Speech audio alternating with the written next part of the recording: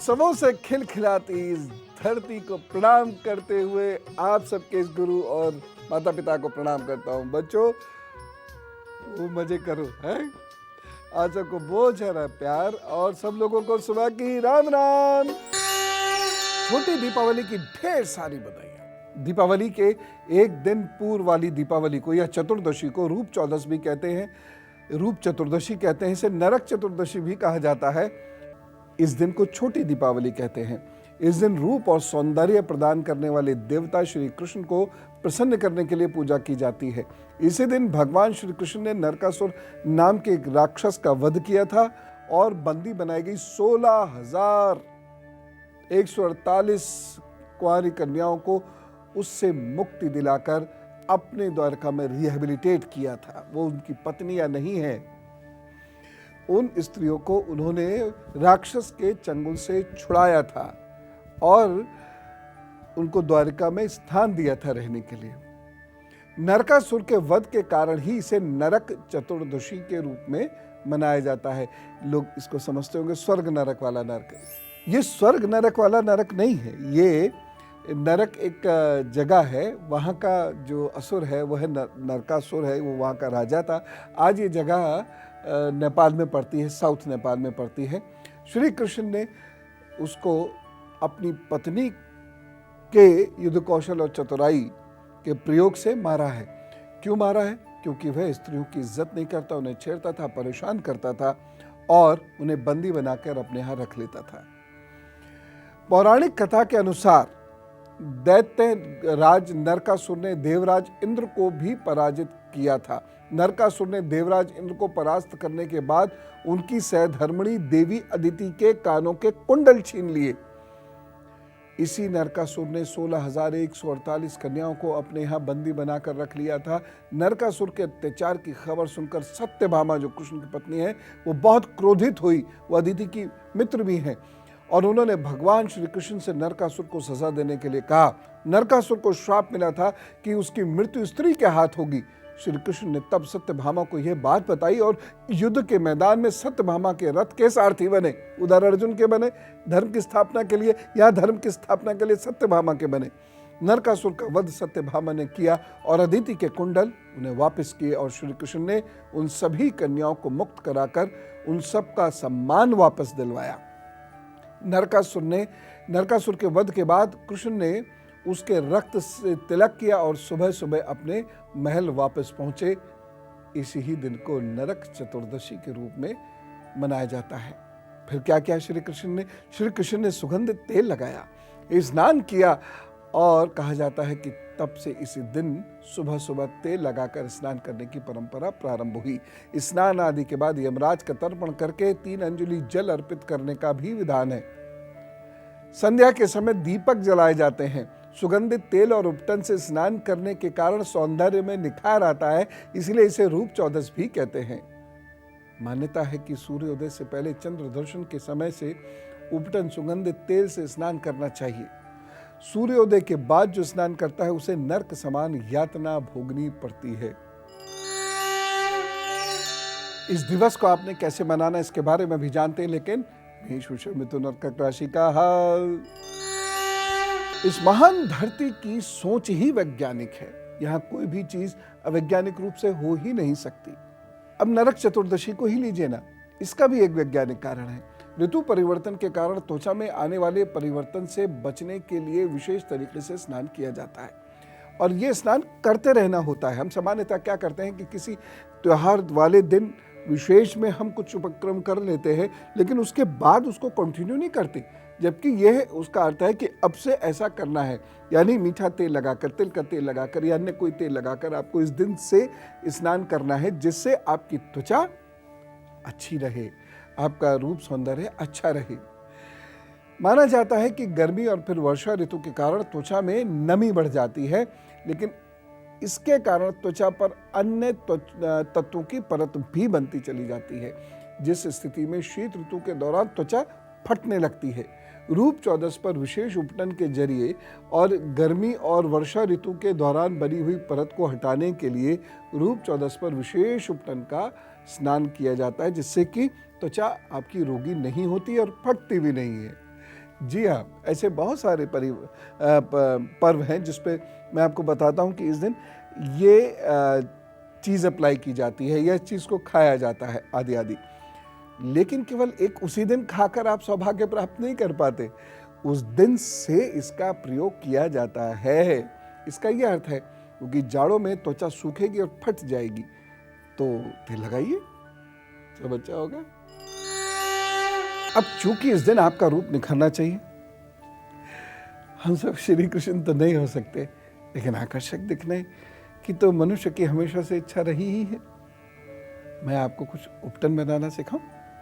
कुछ खास तरीकों से बनाए हुए उपटनों के बारे में मैं आपको बता रहा हूं, जिससे इस दिवाली पर आप अपनी सुंदरता में खास रूप से परिवर्तन, अच्छा परिवर्तन ला सकते हैं। और बच्चियां ही नहीं, स्त्रियां ही नहीं, पुरुष भी ला सकते हैं। 3 छोटी चम्मच बेसन, 1/4 चम्मच हल्दी पाउडर और 2 चम्मच चंदन पाउडर, 1 चम्मच, ये सब टीस्पून की बात कर रहा हूं, 1 चम्मच नीम पाउडर और 2 चम्मच पिसा हुआ खीरा। इन सभी सामग्रियों को मिला लीजिए और नहाने से पहले 15 मिनट पहले अपने चेहरे पर खूब अच्छे से लगाइए, सूखने दीजिए और फिर हल्के हल्के हाथ से रगड़कर चेहरा धो लीजिए। यह उपटन आपकी त्वचा में ठंडक तो लाएगा ही, साथ ही साथ आपकी स्किन को निखारेगा, खुलेगी स्किन और चमक भी आएगी, और उसके बाद आप खूबसूरत लगने लगेंगे, ब्यूटीफुल या हैंडसम लगने लगेंगे। त्वचा यदि हार्ड है, और इस वक्त में त्वचा हार्ड हो जाती है, तो आपकी यदि त्वचा हार्ड है तो क्या कीजिएगा, 1 कप बेसन ले लीजिएगा, आधा चम्मच हल्दी ले लीजिएगा और 2 चम्मच सरसों पाउडर ले लीजिएगा। ये सब छोटी चम्मच बता रहा हूँ, टीस्पून, और 2 चम्मच मोटी पिसी हुई धनिया पत्ती ले लीजिएगा, 3 चम्मच गुलाब जल ले लीजिएगा और सबको 1 कप में दही के साथ मिलाकर वह उपटन तैयार कर लीजिए।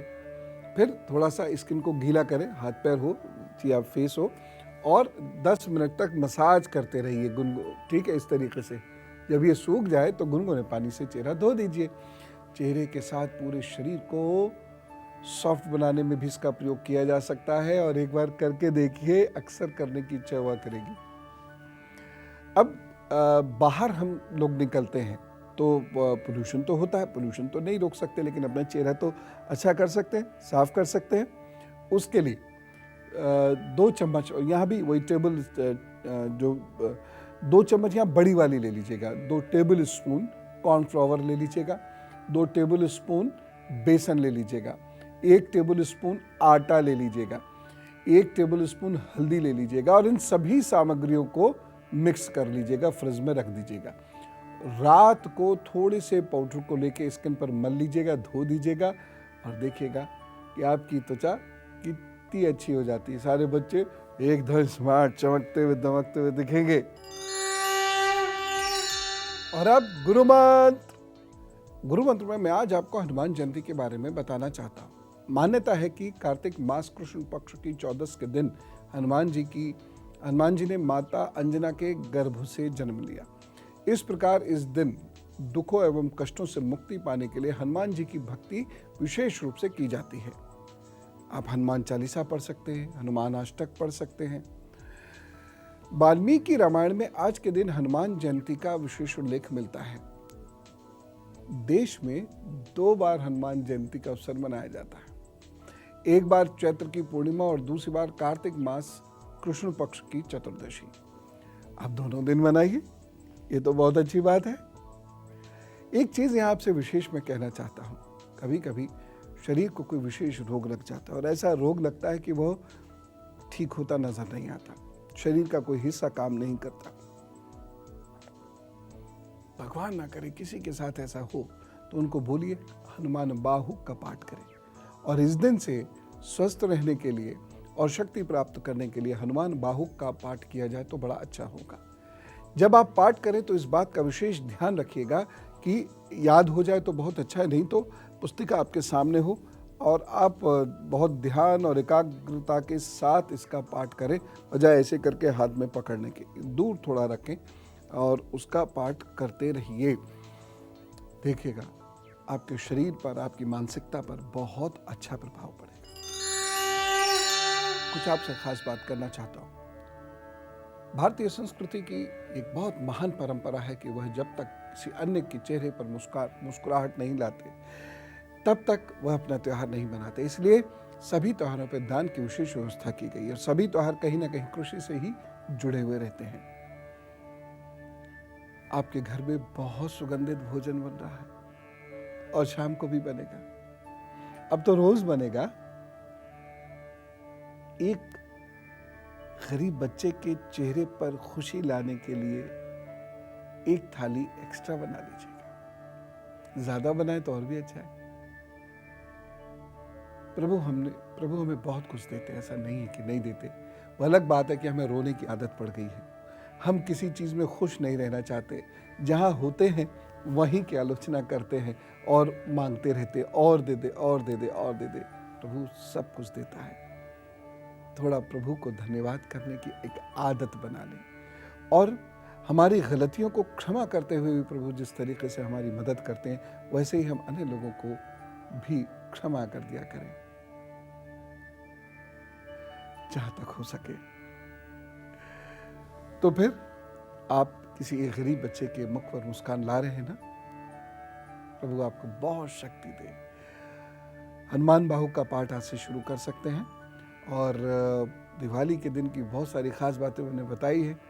आपको पूजा का तरीका मैंने बताया है। इस बार कोशिश कीजिएगा पूजा आप स्वयं करें या पूजा में आप स्वयं बैठे और उन मंत्रों का उच्चारण आप भी करें, तब लाभ होगा। आपके घर में सुख आए, शांति आए और आज के दिन आपका रूप आकर्षण इतना निखरे कि वर्ष भर तक फैलता जाए और खूब निरोगी रहे।